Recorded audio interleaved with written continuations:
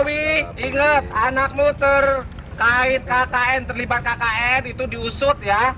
Anda jangan diam, tidur Anda akan terganggu karena rakyat sudah bersuara, siap-siap tsunami gelombang rakyat akan menggulung istana. Jadi Anda sebaiknya turun. Jokowi!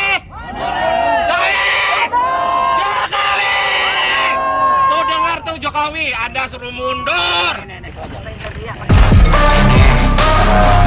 Terkait tentang aksi kita hari ini di KPK, sudah bukan rahasia umum lagi. Wahai rakyat Indonesia, sadar dong lu. Ya ini udah korupsinya udah terang-terangan.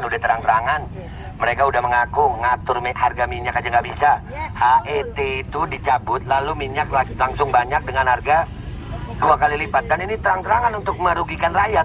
Yang rugi rakyat. Bahkan Megawati bisa ngomong untuk rebus-rebusan aja. Terus Bu, yang mau jualan bakwan itu bakwan direbus. Pisang goreng jadi pisang rebus. Coba dong mikir. Iya. Nah ini kan merugikan. Sudah lapangan kerja nggak ada, dikuasai oleh asing. Sekarang kita mau dipersulit lagi. Woi rakyat, bangun lu pade. Perubahan tidak bisa kita raih kalau kita cuma diskusi ruang berasi. Nggak bisa. Kita cuma rame di medsos doang. Koar-koar di medsos doang. Nggak cukup koar-koar di medsos. Sekarang waktunya rakyat bangkit melawan. Turun ke jalan. Allahu Akbar. Merdeka. Jokowi. Terima kasih. Muslim. Polisi. Mampus lo polisi. Saya anggap dengan dipasangnya kawat duri ini, saya anggap polisi adalah boneka koruptor.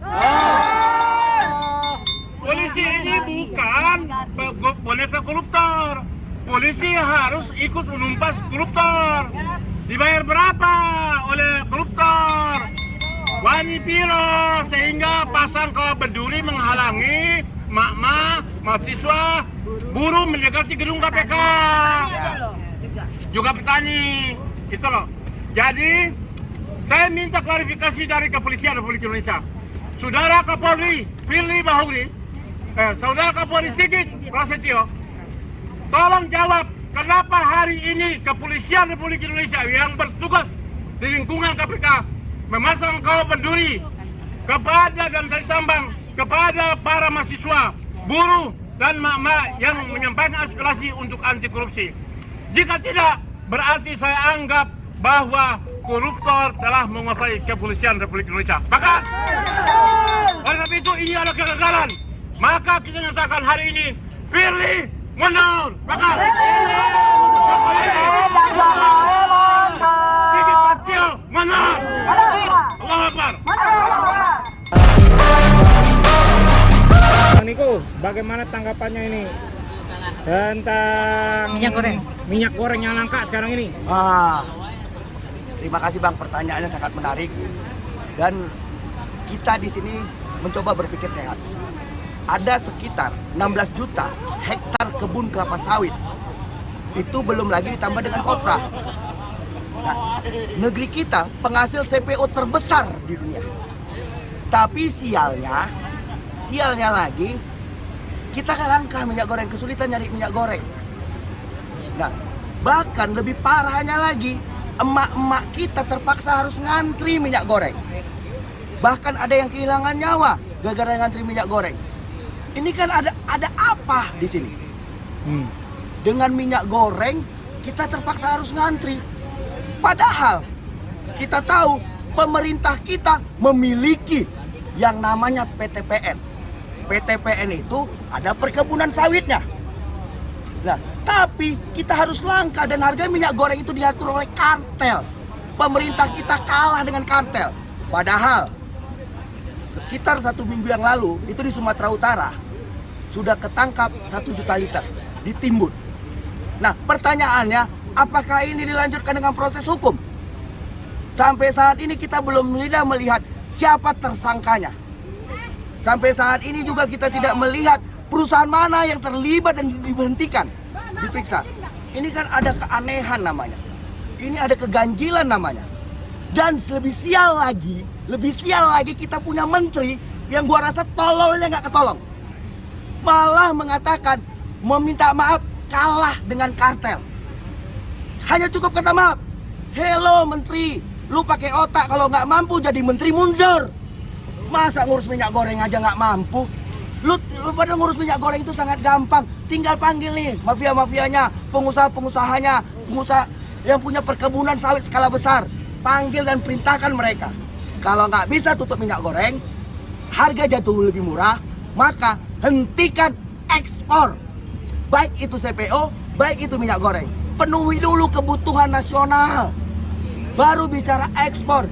Kan masa nggak kita, logika kita rusak dibikin. Malaysia sana mampu menciptakan harga minyak goreng sekitar 8 ribuan per 1 kilo. Tapi pemerintahan kita malah menciptakan di atas 20 ribu. Lucunya lagi, waktu minyak goreng ditetapkan harganya 14 ribu, terjadi kelangkaan. Langka di mana-mana nyari minyak goreng payah. Tapi ketika harga eceran tertinggi minyak goreng di atas 20 ribu, muncul nih barang. Ini kan udah jelas-jelas kartel bermain. Seharusnya pemerintah menindak ini, bukan mengatakan kepada rakyat Indonesia, maaf kami tidak mampu. Elah kalau cuma minta maaf, ngapain kau jadi menteri? Bagus mundur kok, gua gantikan, gua mampu kok. Ngurus minyak goreng nggak bisa aja. Dan gara-gara minyak goreng itu langkah ngantri. Dan sialnya kita punya presiden lebih mengutamakan balap-balap yang nggak jelas. Balap-balap di sana, bahkan di balap-balap itu uang negara dihamburkan triliunan. Kenapa itu tidak digunakan untuk melakukan operasi pasar, menetapkan Bulog sebagai pengendali? Ini kan logika kita benar-benar dibuat sesat, dibuat nggak sehat. Maka dengan tegas saya mendorong Jokowi Maruf Amin segera mundur. Kalau ngurus minyak goreng aja nggak mampu, bagaimana mau mengurus 270 juta rakyat Indonesia? Lebih bagus kalian mundur dari sekarang. Biar ahlinya yang memimpin. Terus gimana kita tindakannya sekarang ini? Kemenak kan udah nyerah, tapi nggak mau mundur. Kita nanti akan datangi kantor-kantor mereka. Kita akan mobilisasi massa dan aksi bila perlu. Bila perlu.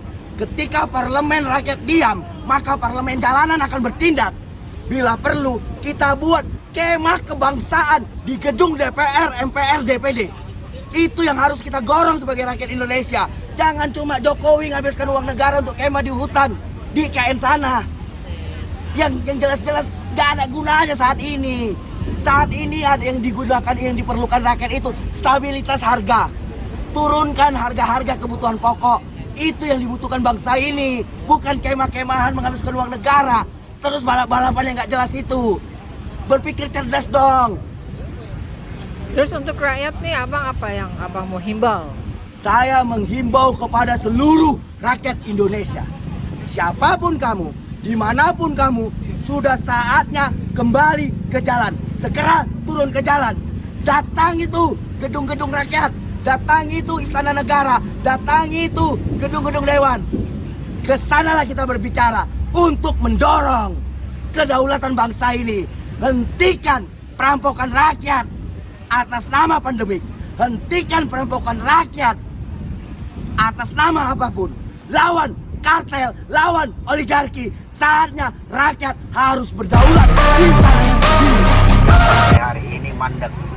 Kita ingin juga menagih janji Presiden Jokowi terkait komitmennya membebaskan Indonesia dalam hal kegiatan-kegiatan korupsi.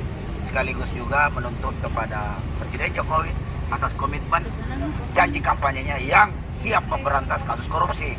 Nah, hari ini seperti kita ketahui bahwa kasus-kasus besar mega korupsi seperti BPJS Ketenagakerjaan, dana bansos COVID-19, dana apalagi ini bisnis PCR yang sudah diadukan. Berikut juga terkait masalah laporan daripada Ubaidillah Badrun yang melaporkan anak Jokowi terkait dugaan gratifikasi 92 miliar dari pengusaha pembakar hutan. Di mana komitmennya ini terkait masalah profesionalisme Pak Jokowi dalam hal memberantas KKN? Anak menantu sudah jadi wali kota. Sekarang diduga terlibat gratifikasi 92 miliar. Jadi lengkap sudah bahwa jelas Pak Jokowi tidak konsisten dan komitmen dengan janji kampanyenya. Maka dari itu kami dari Aliansi Rakyat menggugat menyatakan melawan segala bentuk korupsi, kolusi dan nepotisme. Juga kami siap melawan semua bentuk dan kelompok-kelompok oligarki yang membackup KKN ini sehingga menderitakan rakyat. Maka dari itu, sekian banyak pelanggaran-pelanggaran terkait masalah komitmen dan janji Jokowi yang sampai hari ini belum terrealisasi terkait komitmen memberantas korupsi, maka Aliansi Rakyat menggugat menyatakan Jokowi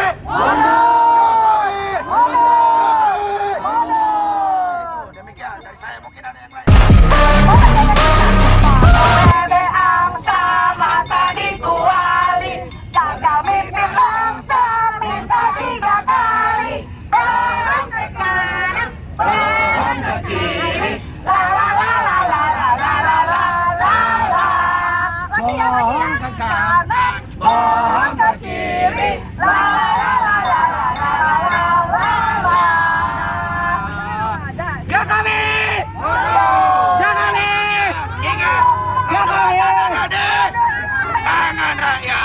Assalamualaikum warahmatullahi wabarakatuh.